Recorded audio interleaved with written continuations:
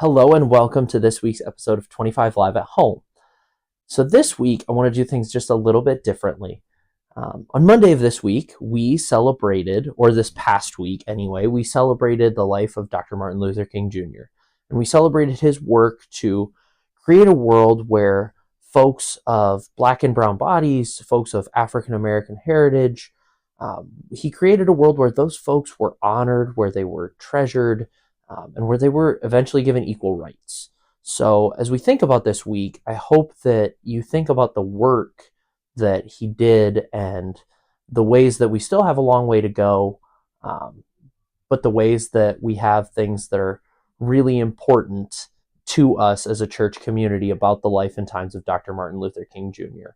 So I've compiled a few videos this week that really speak to me and really have helped me learn more about Dr. King. And I hope that you and your family will enjoy and will watch them. And then we'll have a time with Sara and Nichole's guest. Thanks so much for joining us. Bye-bye. Once upon a time, there's a man named Martin Luther King Jr. It's funny to think about because now we know his name so well. But at one time, he was just a kid. Like maybe you're a kid watching this. Well, he was a kid too. Well, maybe you're a grown-up. That's okay too. Former kids are welcome here. I don't discriminate. Martin Luther King grew up to be a great man, of course. But things weren't all that great in the world while he was growing up. Not everybody was treated like they were somebody. And I believe that you should treat everybody like it's their birthday. But they didn't do that. People looked at the color of their skin. And that's how they decided if they were friends or not. Not cool, man. That didn't make him feel good. That didn't make anybody feel good. But his parents helped him grow up. He went to church. He learned about love. He grew up to be a minister to help a lot of people. He did all sorts of cool stuff. He helped a lot of people learn about love too. But still he looked around and said, things should be better. He wanted to change things, so he did stuff. He decided instead of spreading the hate, he would spread the love. He wanted to bring people together. Where people were hurting, he stepped in to help. He marched with them. He walked with them. He walked arm in arm with everyone. Sometimes it didn't go well, but he kept going. Sometimes he ended up in prison, but he kept going. Some people didn't like him, but he kept going. Some days were hard, but he kept going. Love does that, it just keeps going, even when things are dark. And, well, I don't like this part of the story, but things did get pretty dark. Someone who didn't agree with him shot him. He died in April 1968. Now keep pressing it. Why are you telling us this sad story? Come on. I know, look, I'm sorry, but it happened. I don't like that happened. Now I gotta tell you something. When things aren't awesome, it can be tough. And things won't always be awesome, but your response can be. Martin Luther King's response? It was awesome. Today I just wanted us to think about this. Isn't it cool that we can change things? Like any of us, anybody. He dreamed and he changed things. And he dreamed and he kept sharing his dreams. They became not just his dream, a lot of people's dream. Like this one. I have a dream that little black boys and black girls will join hands with white boys and white girls and become sisters and brothers. That's a pretty good dream. Let's dream like that. That could change things.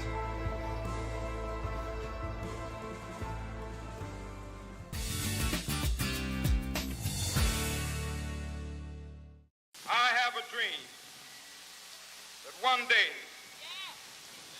this nation will rise up and live out the true meaning of its creed. We hold these truths to be self-evident that all men are created equal. Martin Luther King Jr. was born on January 15, 1929, and graduated as the valedictorian of Crozier Theological Seminary in 1951. King became pastor of a Baptist church in Montgomery, Alabama, and later completed his Ph.D. Martin Luther King was a religious man. He was a pastor. He looked at racism and all of the so-called separate but equal laws and the terrible treatment of people of color in the United States. And he said, this is absolutely wrong. This is against God's will. This is not recognizing the dignity of peoples. And he made us all face that in very powerful ways. On the eve of Rosa Parks' refusal to move to the back of a city bus in 1955, King was chosen to lead a citywide bus boycott. 2 years later, King and a group of civil rights activists formed the Southern Christian Leadership Conference to conduct nonviolent protests for civil rights. When Martin Luther King led the Alabama boycott, that was a major turning point in the fight for civil rights. What you saw was people who had been fractionized coming together as one, walking together with others joining the fight. This was when people, America, the world, stood up and said, whoa, what are we looking at here? An amazing time. Inspired by Gandhi's activism, King worked with the SCLC to organize black voters and civil rights protests. In 1963, King was arrested at a march in Alabama. During his prison time, King wrote a rebuttal to an article denouncing his methods. His longhand notes on the margins of the newspaper became known as Letter from Birmingham Jail and was famously republished and studied in colleges across the country.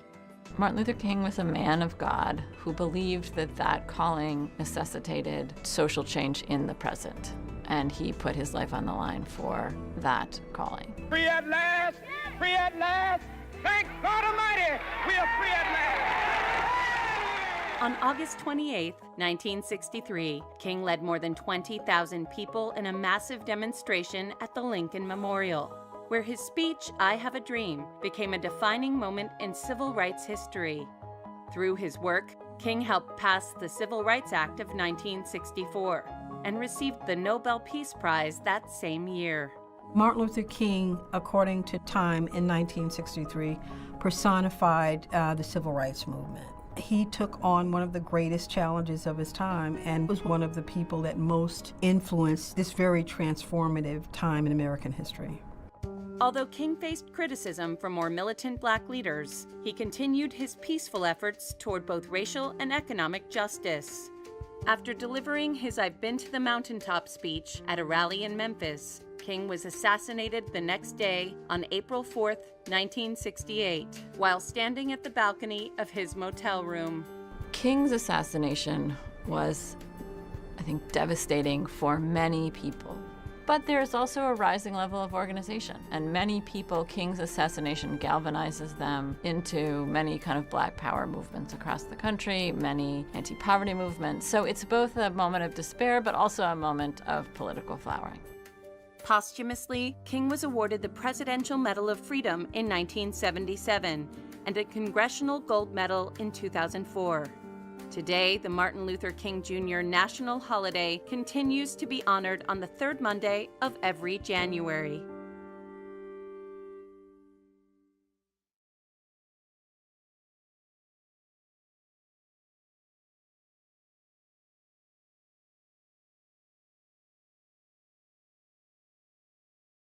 At home.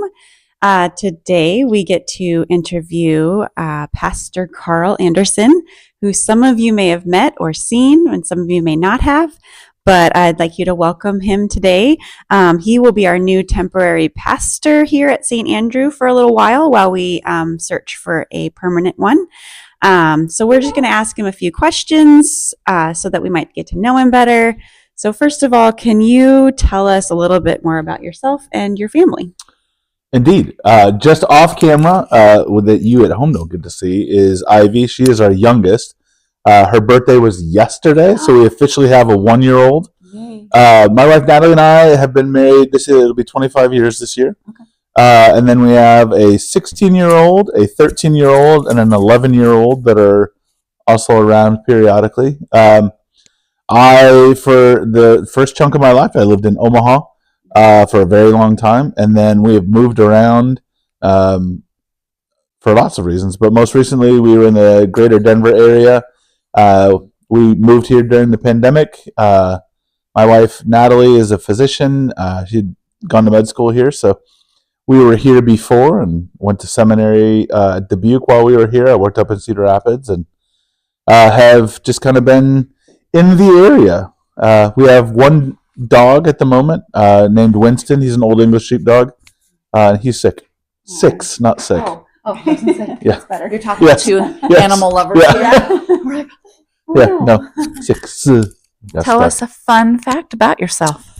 I went to the University of Kansas. I am a Jayhawk through and through. Yes. My license plate on my vehicle is Jayhawker. My Nana got me that when I was 19, so I've had that for a hot minute, and I've traveled around. When we moved back, I had to ask the DMV. Oh, this is going to be fun. Ivy. She found the camera stuff. You can't do that one. You can't do that one. My license plate says Jayhawker, which that's we're gonna make a mad dash. Oh yeah, I like those.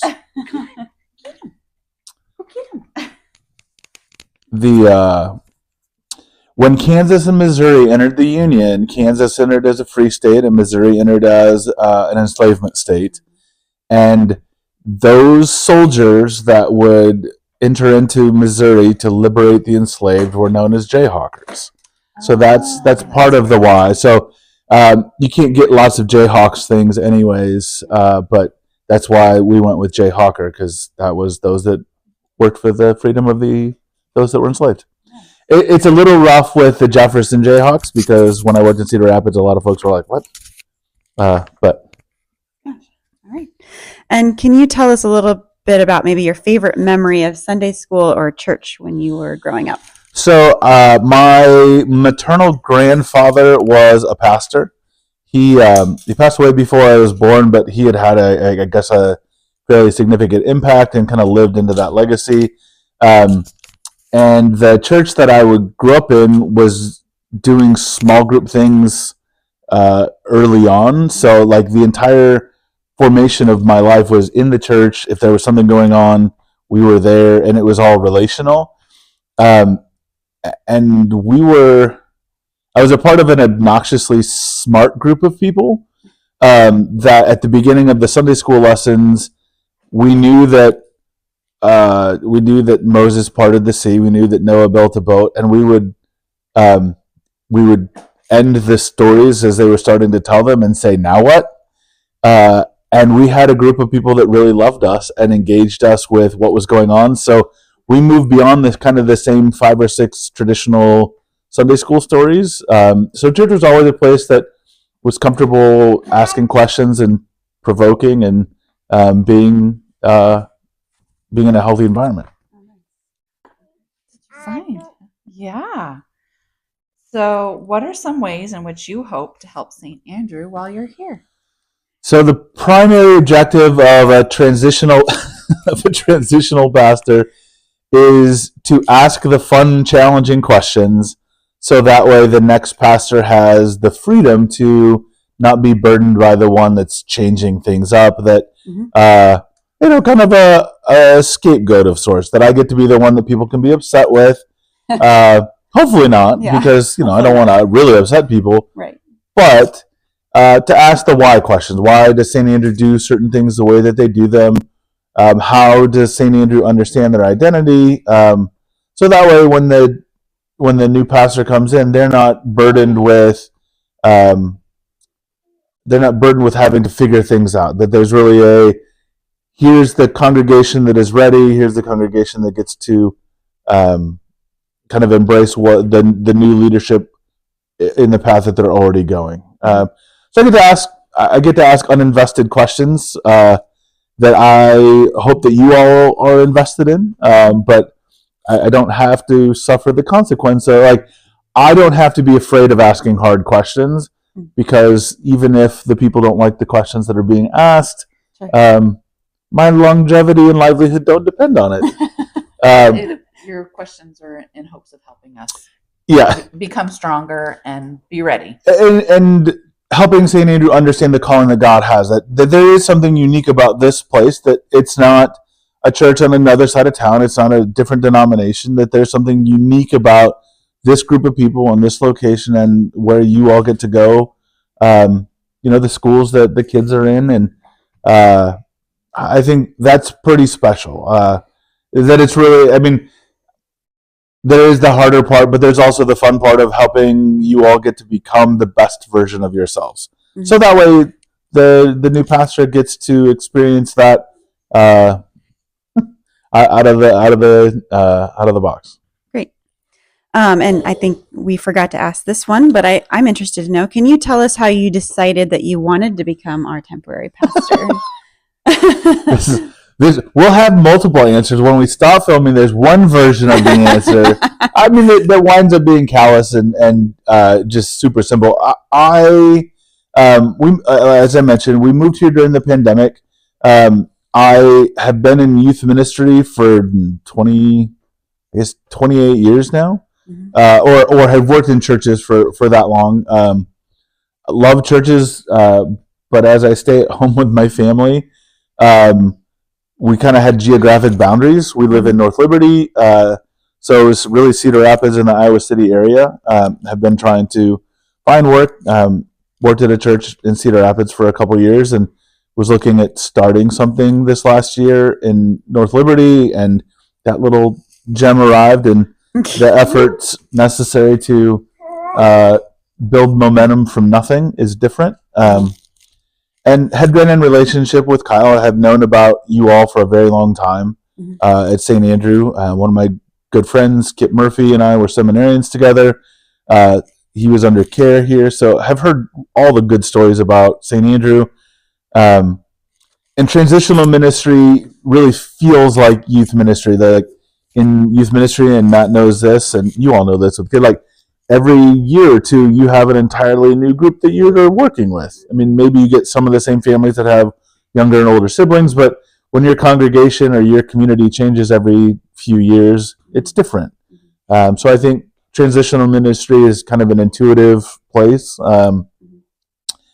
And I just, there are a lot of really good and exciting things going on here that I think I'm capable of being a helpful short-term part of. Thank you. Last question. What are some ways in which we at St. Andrew can help you and your family while you're with us? Well, I clearly have. She made it into the ball pit. This didn't happen the last time we were in here. This is very exciting. I mean, we have young kids, so an understanding that the way that I'm present and available is just different. That my office hours will kind of be mornings, but I'll have an office administrator with me here, and she kind of guides the show. And most of my afternoons will be working from home when she's napping, and then trying to do as much evenings in balance. And so I think kind of an understanding that my role is not going to be the traditional hour structure as a normal pastor. I think grace there. I think the honest willingness to answer good questions, because we're not always where we want to be, and having a healthy self-identity makes a big difference. And patience is the tough one, not just for me, but for the process. Our hope is that I can be here as little as possible, because that means that we're moving into the future for St. Andrew. But we want to make sure that we're doing things in right relationship with the presbytery, in right relationship with who comes next, and kind of making sure we have that balance. I'm a big fan of prayer. You're always welcome to pray for me. And there's no real boundary or structure for what that looks like. And we'll have some fun. Yeah. It'll be good. Well, we're certainly thankful that you're here taking this on so that we can have some added leadership and guidance during this time of, as you said, transition and patience, which is why the women's retreat thought patience was such a great theme this year, because we could all use a little more, regardless of what the situation. Sometimes we don't get choices on it. Right, and sometimes we're forced into it. So thank you so much. Yep, thank you. Oh, it's a privilege. You all are wonderful. We appreciate having you. That the dark past has taught us. Sing a song full of the hope that the present has brought us.